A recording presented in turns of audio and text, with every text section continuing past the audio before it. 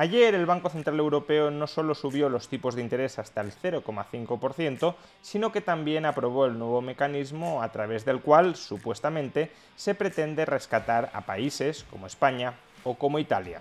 Sin embargo, este nuevo instrumento difícilmente terminará sirviendo para este propósito. ¿Por qué razón? Veámoslo.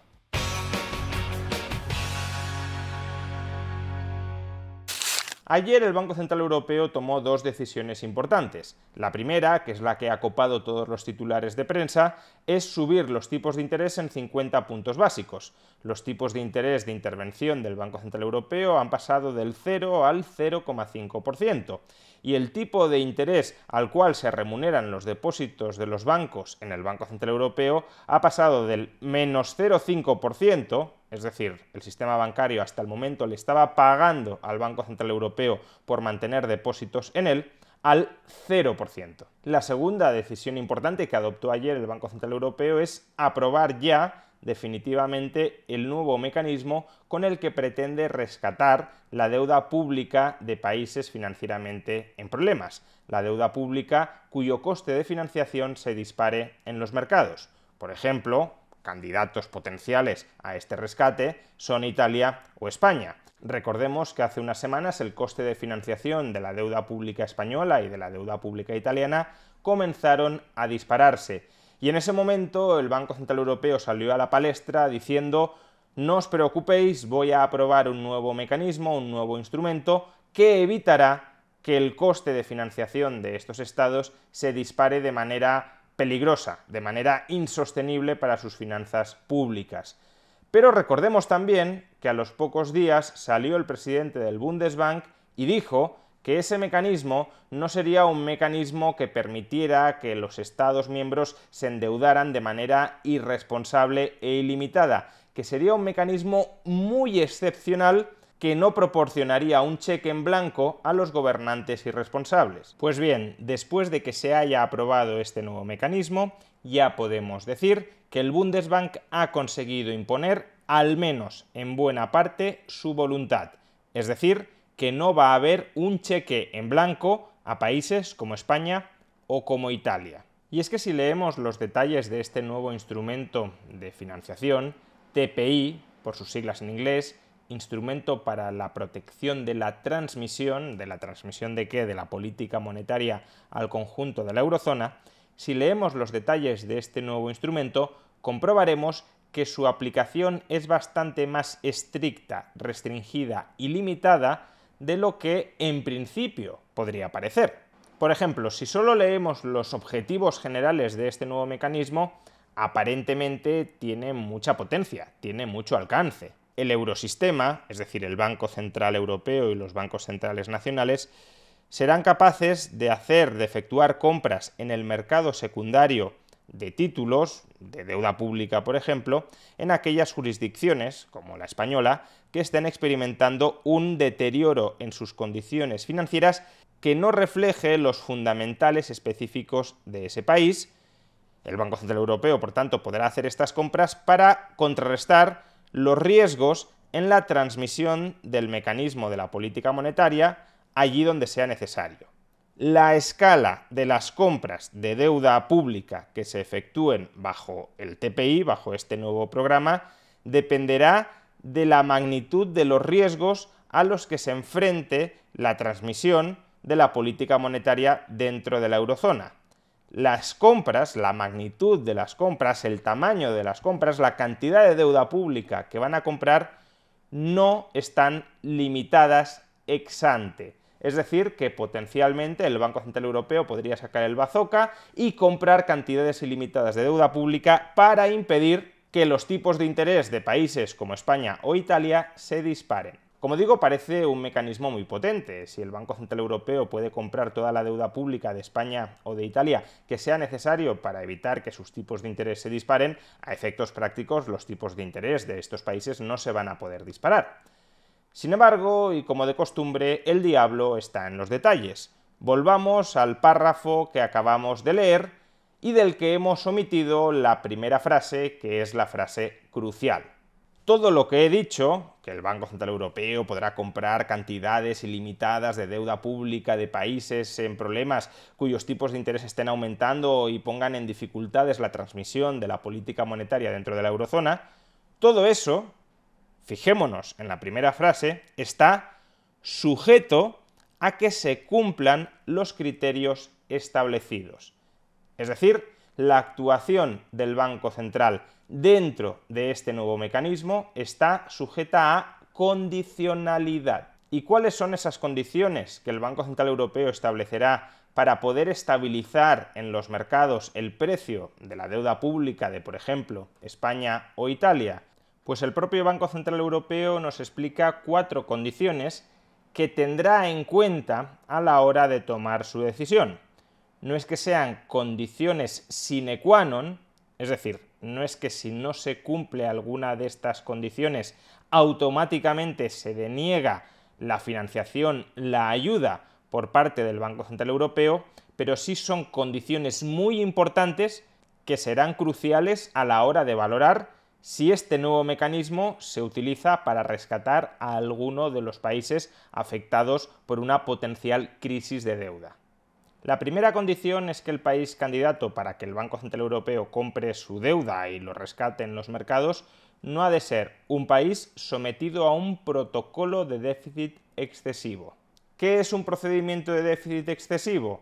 El procedimiento bajo el cual se halla cualquier país de la eurozona cuyo déficit público supere el 3% del PIB o cuya deuda pública esté por encima del 60% del PIB y esa deuda pública excesiva, por ejemplo España tiene un 115% de deuda pública sobre PIB, no se reduzca a un ritmo de una 20ª parte de la diferencia entre la deuda pública del país y el objetivo del 60%.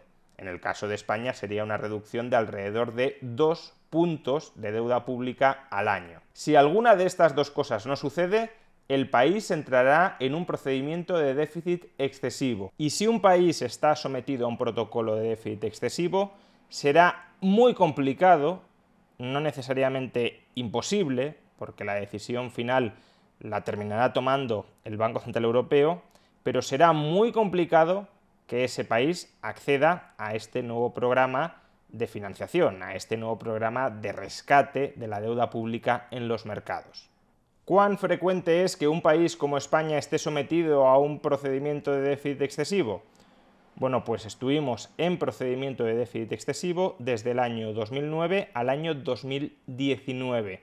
Por consiguiente, si este mecanismo que acaba de crear el Banco Central Europeo para evitar crisis de deuda hubiese estado en vigor en la anterior crisis económica, cuando España se enfrentó a una crisis de deuda, probablemente el Banco Central Europeo no habría podido utilizar este mecanismo para comprar deuda pública española, porque la condición no absolutamente excluyente, pero sí muy importante para determinar si se puede acceder o no a esa ayuda, que es no estar sometido a un protocolo de déficit excesivo, España no lo cumplía. La segunda condición es menos relevante, que un país no esté sujeto a un procedimiento de desequilibrios macroeconómicos excesivos, y digo que es menos relevante porque nunca se ha abierto a ningún país un procedimiento de desequilibrios macroeconómicos excesivos. Por tanto, no parece que vaya a ser una restricción muy notable a que el Banco Central Europeo pueda adquirir deuda pública de algún país cuyos tipos de interés se disparen.